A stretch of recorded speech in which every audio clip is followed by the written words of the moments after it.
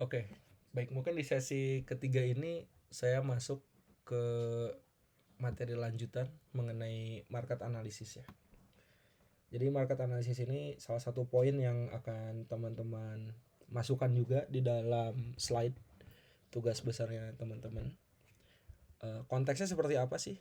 Nah, kita kembali ke teori yang ini nih. Waktu di awal perkuliahan, pertemuan satu kalau nggak salah, saya pernah memperlihatkan gambar ini.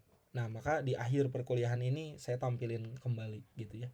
Setelah kita bahas mengenai bisnis model Canvas yang diakhiri dengan revenue model di video sebelumnya gitu, di pembahasan sebelumnya. Nah, maka kali ini kita ngomongin tentang market gitu ya. Jadi materi hari ini tuh kita ngomongin bisnis gitu ya. Ketika teman-teman udah tahu bahwa teman-teman peduli terhadap apa yang ingin diperbaiki di sekitarnya teman-teman, teman-teman akan menawarkan unique value proposition kan gitu ya, dikuatkan dengan bisnis model. Nah, konsepnya itu adanya di sini nih. Nah, setelah ini kemudian teman-teman lakukan eksperimen kan dengan membuat software yang saat ini sedang masuk ke fase finalisasi. Nah, yang harus dikuatkan dari mahasiswa teknik informatika itu adalah area yang lebih besar gitu kan. Kalau kompetitor teman-teman sempat nganalisis gitu ya, supplier dan partner ada di bisnis model Canvas. Nah, ada dua hal nih yang harus saya sampaikan. Yang pertama itu adalah market atau pasar. Inilah yang namanya market analysis. Biasanya teman-teman teknik informatika tuh lebih cenderung fokusnya pada coding ya. Coding bikin software gitu. Nah, makanya di mata kuliah RPL 2 ini saya harapannya bisa betul-betul menekankan pada teman-teman mahasiswa agar punya ilmu pembangunan software tuh lebih komprehensif gitu. Dengan materi terakhir ini mengenai market analysis, harapannya teman-teman bisa memvalidasi, mengecek dari area kebermanfaatan software teman-teman tuh seberapa besar sih kalau dikuantifikasi gitu. Tentunya dengan sektor segmen market usernya masing-masing ya. Dan yang terakhir adalah aspek lingkungan ya. Alamnya, sosialnya, legalnya, regulasinya itu juga harus dianalisa. Nah, kita langsung aja ya masuk ke materi market analysis. Industri digital saat ini sangat dibutuhkan banget skill untuk menganalisa market. Jadi harapan saya teman-teman bisa betul-betul memahami ya materi yang saya sampaikan di market analisis ini. Yang pertama yang harus dianalisa oleh teman-teman adalah market size. Market size ini bisa dinyatakan sebagai market volume ataupun market potensial. Nah, market volume itu adalah jumlah total volume penjualan yang terjadi pada lingkup pasar tertentu. Ini biasanya untuk ngecek validasi pasar. Serta ada prospeknya dan potensi penjualan yang nantinya bisa berjalan. Jadi antara hasil validasi serta forecasting ke depan, inilah yang disebut market potensial gitu. Terutama kalau teman-teman di kelas ini ada yang mau bikin startup gitu ya, analisa market size ini harus kuat.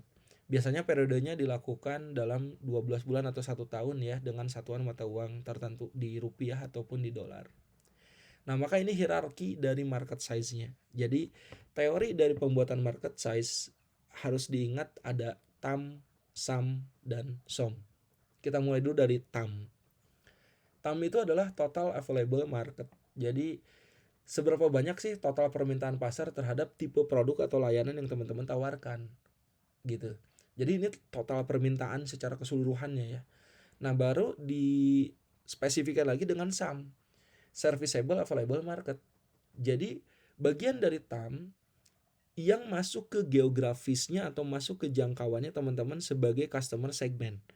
Nah, di awal kan saya udah sempat share ya, bikin customer segment yang sangat detail. Nah, itulah yang disebut angka SAM gitu. Jadi market segmentasi user yang paling detail yang dari teman-teman bikin, itulah angka SAM. Kalau TAM itu area yang lebih general lagi gitu ya. Nah, baru area yang lebih spesifik lagi itu namanya SOM. SOM itu adalah serviceable obtainable market.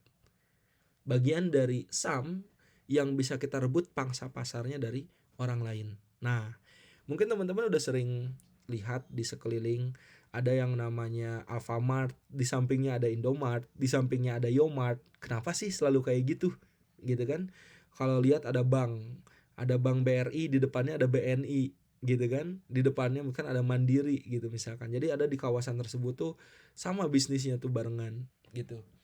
Nah, itu karena emang secara keilmuan marketing, ketika kita masuk ke keilmuan bisnis, ada angka SOM yang ingin didapatkan dari pangsa pasar orang lain gitu.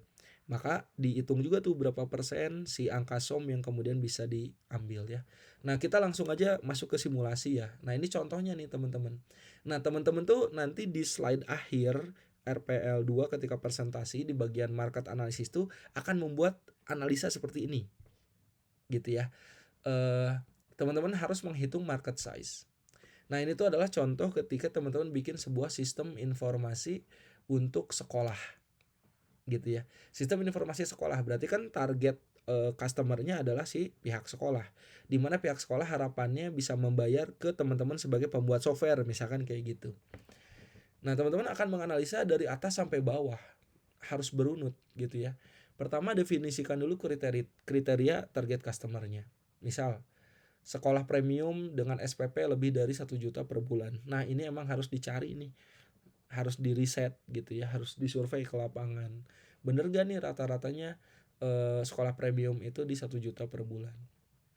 Langsung yang kedua, detailin lagi, perkirakan jumlah target customernya. Nah, di sini ngomonginnya yang luas dulu ya. Oh, targetnya 1.200 sekolah di Indonesia.